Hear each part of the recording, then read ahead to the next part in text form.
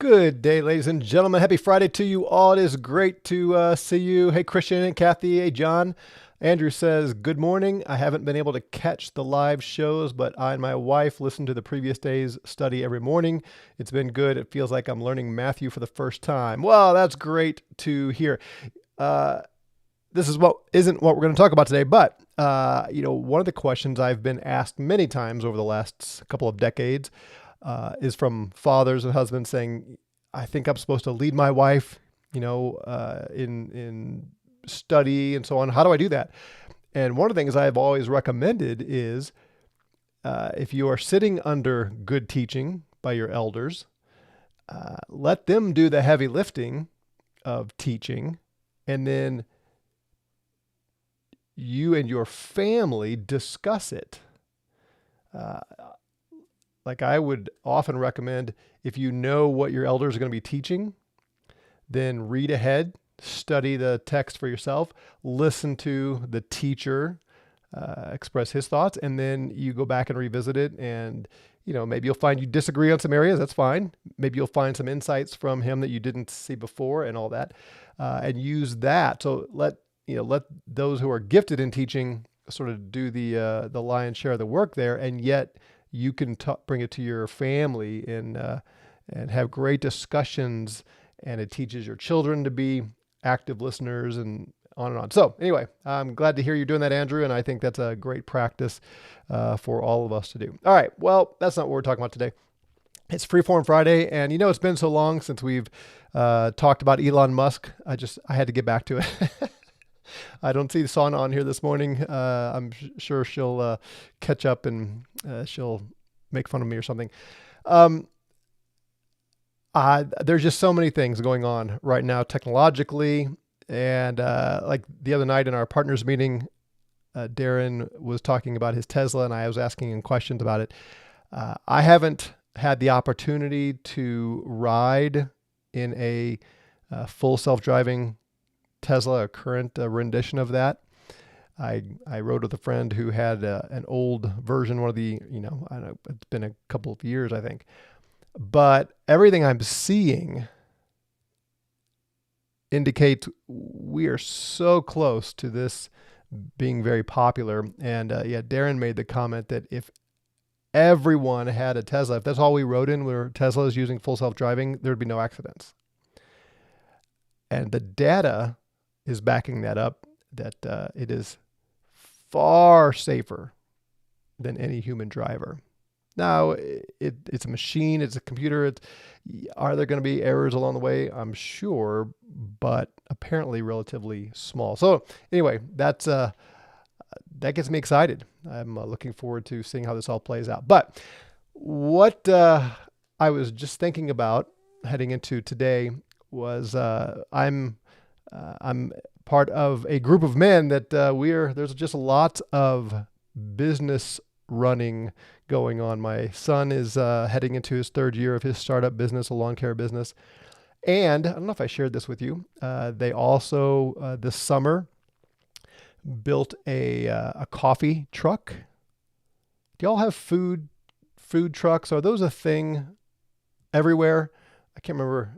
I asked this recently in some context. I don't recall what the response was, but here in Colorado Springs, food trucks are all the rage everywhere, and but there aren't a lot of coffee trucks. And so my daughter-in-law has worked as a barista for years and managed a cafe, and she loves coffee and loves to make coffee. So they built a coffee truck, and they're doing all kinds of business, which is great. So they have two startups.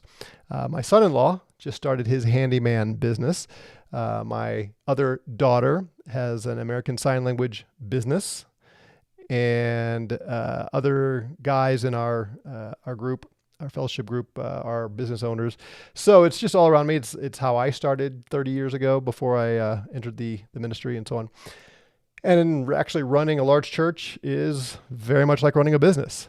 It was to my advantage to have had experience running a couple of businesses, owning one of them, to run a church.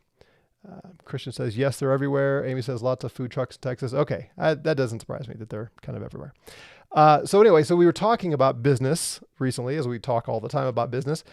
And we were discussing Elon and just how amazing it is that he is running multiple tens or hundreds of billions of dollars of businesses, and they are all excelling.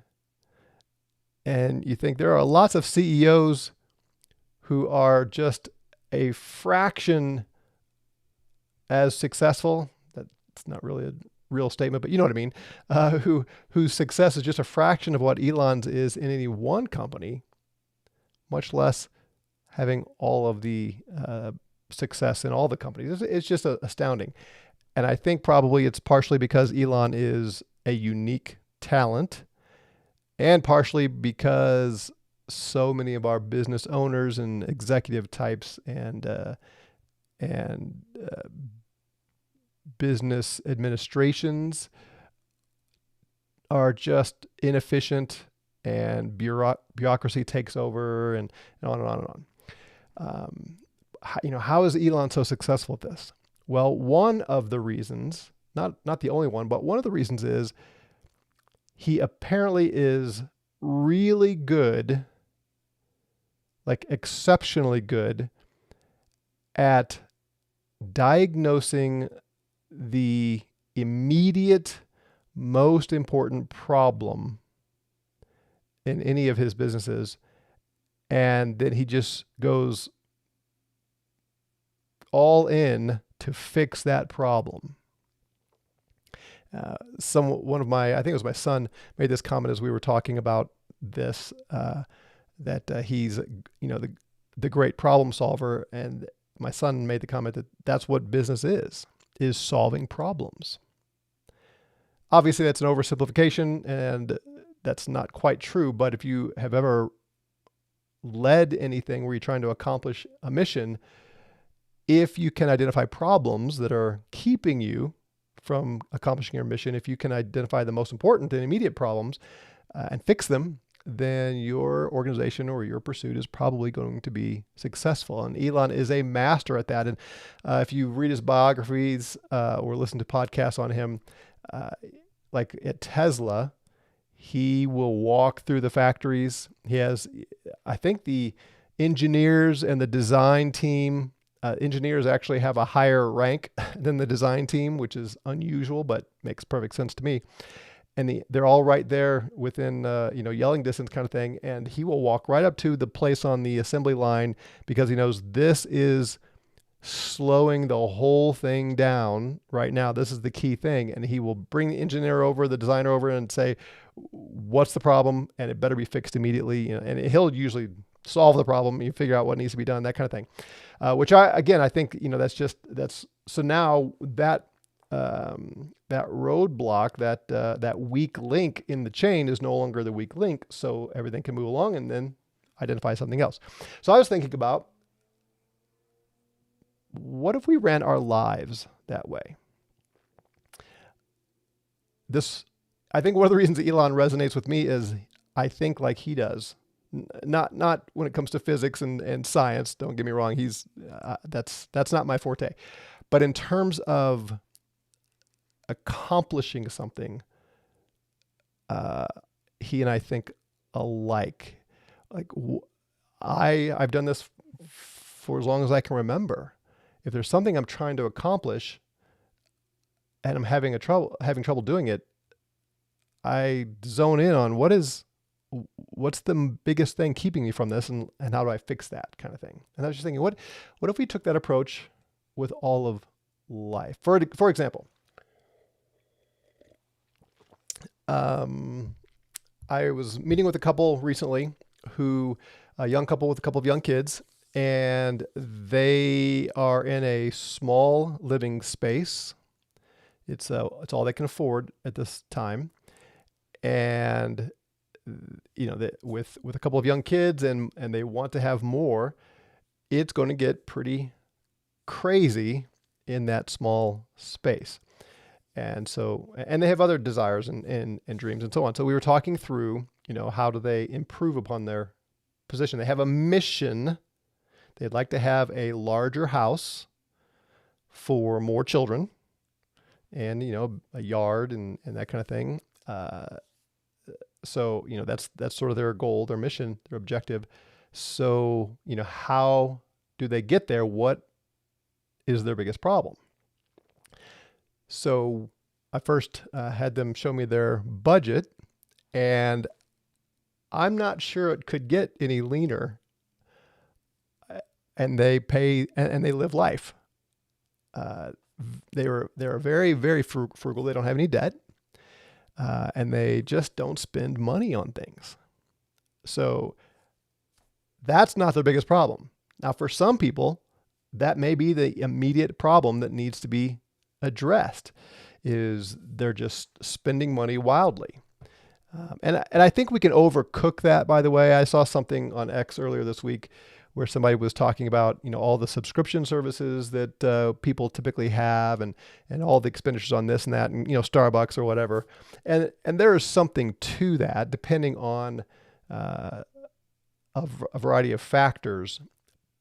But in most cases, it may help, cutting out all those things out may help ease a little bit on your monthly. But overall, if you're looking at, $1,500, couple $1,000s a year on those things, getting that extra couple grand isn't life-changing, right? So sometimes I think when people say, oh, you could improve your lifestyle considerably if you just stop drinking Starbucks, which there may be good reasons. I don't like Starbucks, and most of it's bad for you unless it's black coffee, it seems to me. But that's a different question. But you know what I mean? We can make too much of those little things. Now, in this particular couple's case, because their budget is so tight, if they could find another $25 or $30 a month, that would actually be a significant monthly gain. They didn't have it. They don't spend money on all that stuff.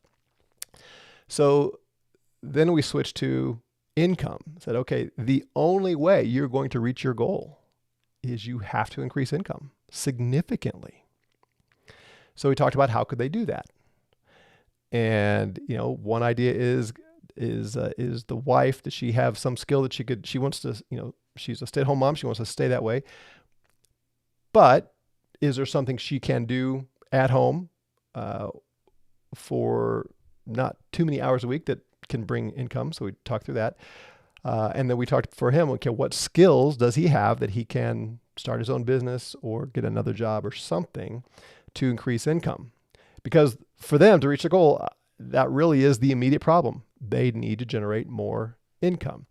And we had a great conversation, and I laid it all out. They worked through their spreadsheets and stuff, and they realized, okay, this is how much extra I need to bring in a year to get in 5 years to where we want to be. And so they set out to do it. And now they have a plan, and now they have something to get behind. And even in their relationship, they're on the same page, striving for the same mission. Now, interestingly, once they really got cranking with that, and the man was working toward the side business, a job he had applied for months ago, called him back, and he got the job, and it's going to probably help them get to their goal more quickly than the other scenario. And his income over time here in the next year or two should substantially increase. So all that to say, here's a case where they had their mission, and we just had to figure out what is the biggest immediate important problem to solve. And now they're on their way to accomplishing that goal. Does that make sense? You tracking with me? Think about from a totally different perspective. I think of my wife when she was a homeschooling mom of our children when they were young. I'm around a lot of homeschooling moms. We tend to have a lot of young people at our home fellowship, and so I rub elbows with them. And over my years as a pastor, we had lots of young families in the church. So I observed this up close and personal with my own family and dear friends, and then broader. And one of the things that I notice is there are some families that are constantly stressed out They can't sit. They really. It seems like almost a waste of time to go to a church gathering, whether it's traditional model or even here home fellowship, because the kids are unruly and chaotic. And they'll go to someone's house for dinner and have to leave soon because their kids are unruly and chaotic. And, a trip to the grocery store takes 4 times as long as it should because the kids are unruly and chaotic. Well, what is the immediate important problem that needs to be solved in that case? These kids need to be disciplined. Think about all the benefits that would come, excuse me, if the parents would simply say, okay, priority number 1 for the next couple of weeks, and that's about all it'll take if you do it right, is to retrain these children that there will be consequences you don't like for this kind of behavior. You know what I'm talking about? Some of you probably have been there in your own family, haven't you? And you've certainly seen other families. Can you imagine a family like I just described, focusing on their children and the discipline, and now being able to join other Christians in a gathering and engage in conversation and pay attention to what's being taught, and being invited over for dinner, and it not being one of those things where you're just waiting for your children to embarrass you, going to the grocery store and getting in and out because you got your food. You see what I mean? And yet it's just easy to not identify that problem and then not address it immediately. But if you did that, how dramatically would that change your life and enable you to accomplish your missions? A spousal relationship. We've talked on Family First Fridays about marriage, and we'll keep talking about that. By the way, I heard there was an interesting Discord conversation about last week's discussion on sex. So I probably should qualify. Those of you who were at the partners meeting, maybe jump onto the Discord and defend me a little bit, at least my qualification on chores. I'll leave that alone for now. But if you look at your relationship with your spouse and you realize, we need to cultivate this marriage more, but we're just, so busy, maybe, especially if everybody's working, homeschooling, lots of activities. Well, again, identify the problem, the immediate important problem. We just don't have time simply to even sit and have a cup of coffee and talk together. If you don't do that on a regular basis, if you don't do something like that, whether it's a date out of the house or just, on the back patio or in the living room or whatever, couples need that. So what do? Well, solve the problem. All right, we are going to schedule an hour. Maybe you start with a half hour. We're going to schedule a half hour at this time every week, and we're going to plan around it, which this may also lead you to identify the fact that your unruly kids make it so it's impossible to have an hour alone or an hour in quiet together. So maybe first you tackle that problem and train them to behave, and then find a way where there's babysitter or something for them to do in their room or whatever. But you solve that problem, and then you plan the time and plan around it. So you have it on your calendar, schedule here, Saturday morning at 9:00. My wife and I are going to spend an hour out on the back porch drinking coffee and just talking. Suddenly, problem solved. But how often do we know something like that would be enormously beneficial and enable us it's the biggest problem that needs to be solved for us to move forward in growing our relationship, but you don't decide and solve that problem. How about your job? It's easy to go through the motions. It's easy to simply do what you've always done and not consider uh, what you're trying to accomplish with your job. And here I'm thinking primarily of your personal financial goals and providing for your family and so on. This would also apply, Elon again is the perfect example. Whatever your job is, as you're trying to perform that job, if you can identify the immediate important problem and solve it, then you're going to be better at your job. But I'm thinking here more as just your lifestyle and your personal goals. Is your current job the means to the end? Kind of like I was describing with that couple earlier. But here I was just thinking, AI is coming. We've talked about it. AI is coming for a lot of jobs. I have a good friend who is in IT. He works for an MSP.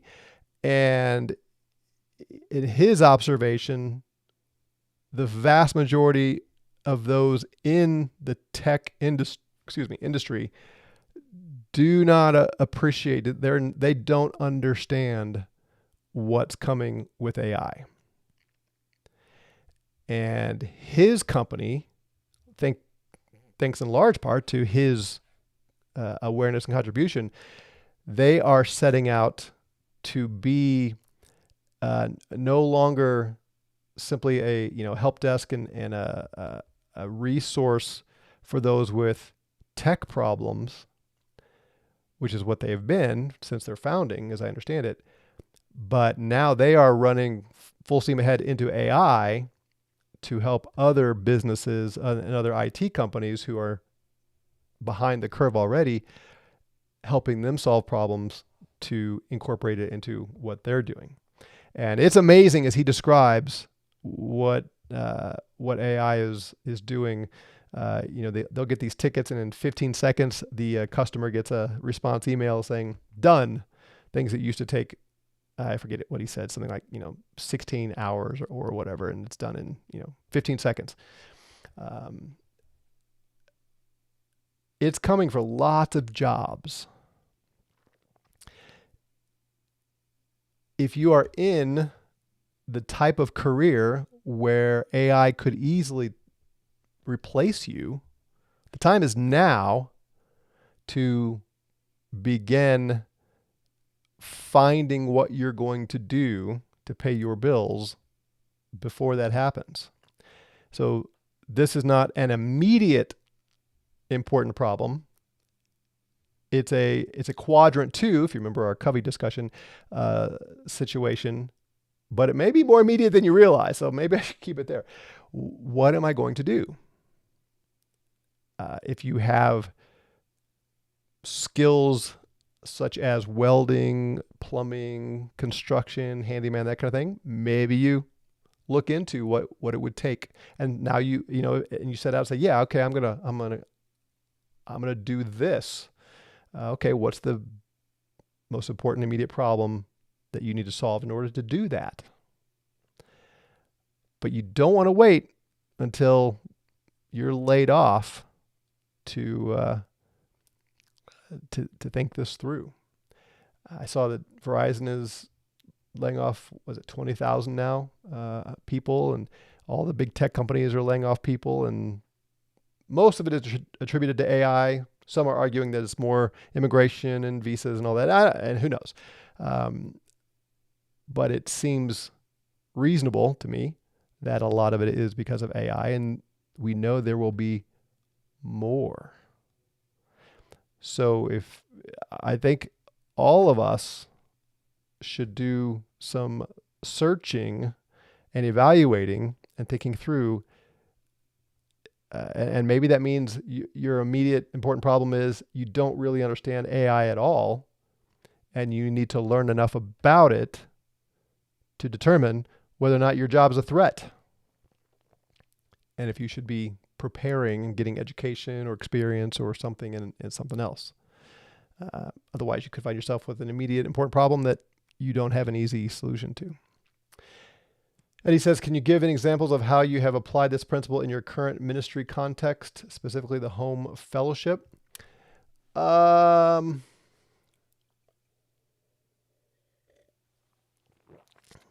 an interesting question.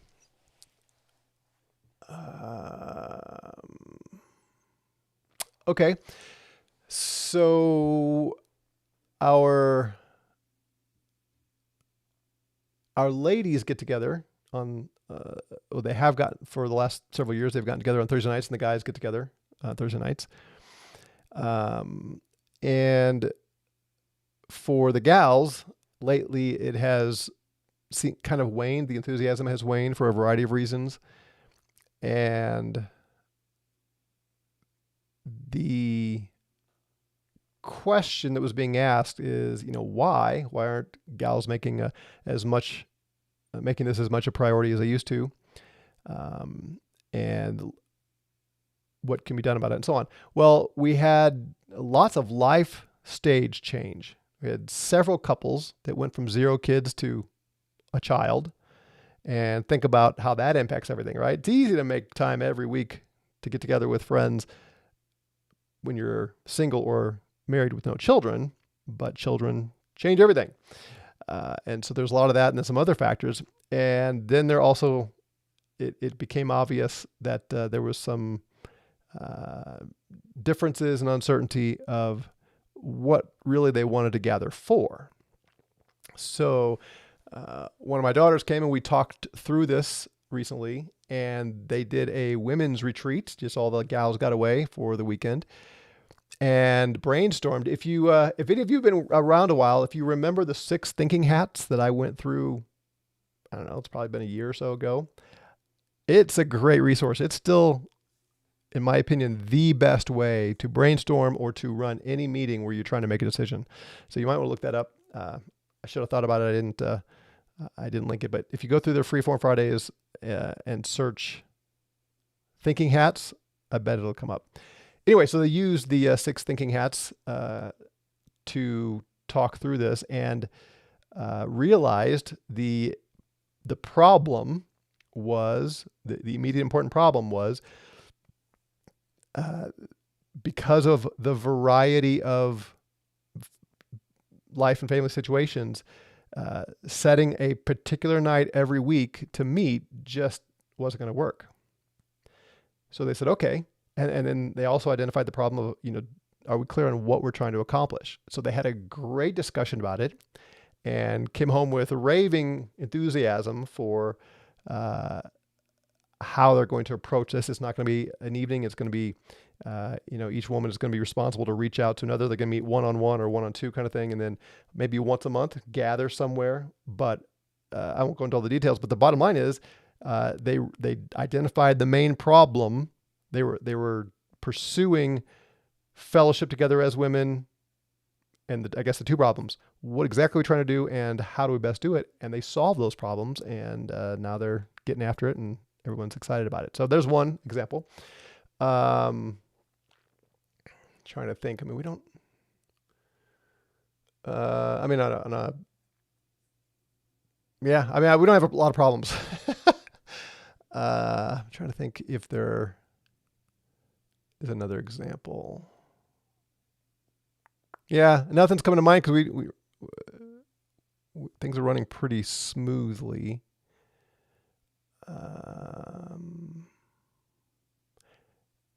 Yeah, so nothing else coming to mind, but sorry. But at any rate, last thing on my list was just health. And we talk about this all the time, but it's because it's important and it's so easy to neglect. But if you are in chronic pain, if you don't sleep, if you're fatigued all the time, it's really hard to accomplish your mission, whatever that mission may be. Your body is the tool you have to get things done. And it is important to solve those bodily problems to the extent that you can. I recognize there are some things that we have very little ability to affect, but there are lots of things that we do. So if you're tired all the time, at least in my experience and observation of others, so often that is tied to your nutrition and your decision about when to go to bed and when to wake up. Both of those are completely within your control. For me, I have proven this again and again and again. My body just doesn't like carbohydrates, especially refined sugar. So if I want to sleep well, I don't eat it. So I stick to my carnivore keto and I sleep pretty well for me. And I think I mentioned this before. Even on my best stretches, I don't sleep nearly as much as most people, but I don't need as much sleep as most people. But I can find myself really having a hard time if I get several nights of just awful sleep. And it's not only the length, but just the quality. And so much of it has to do with eating. And I wake up, whether I want to or not. I mean, literally, I think I've probably slept to the alarm clock, 3 times this year. It's November, so it's, 10 and a half months. Yeah, 3 times this year, I think I've slept to the alarm. I wake up. And it doesn't matter what time I go to bed. I wake up between, 4 and 5 usually. So if I stay up till 1 and my body wakes up at 4 or 5, then I am, by my own decision, limiting how much sleep I get, right? So those things are in your control. And I know I talk about strength training all the time. I'm just absolutely convinced that high protein diet and strength training, my body feels great at 55, which enables me to do the things I need to do. And I go to the chiropractor and all those things. So we talk about the specifics regularly, and we'll talk about it again. But for this conversation, if you're overweight, that impacts your energy level. It impacts your sleep. There are things like sleep apnea that are often, as I understand it, the result of being overweight, and that's within your control. There's so much of this that we can take charge of, and if your body isn't functioning well, that's going to keep you from achieving your goals. So it may be that the immediate important problem is fix your body, get stronger, get leaner, get more sleep, find ways to fix whatever health problems you are having. I can't remember how much of this I've shared, but I have fixed a lot of my own health problems by just doing research and A/B testing things. And So, all right, I will leave there. I hope that's helpful. I would encourage you, give this some serious thought and see if you don't improve things. So we will leave there. Have a great weekend, everyone. And we'll see you back here on Monday for more Matthew. Grace and peace to you.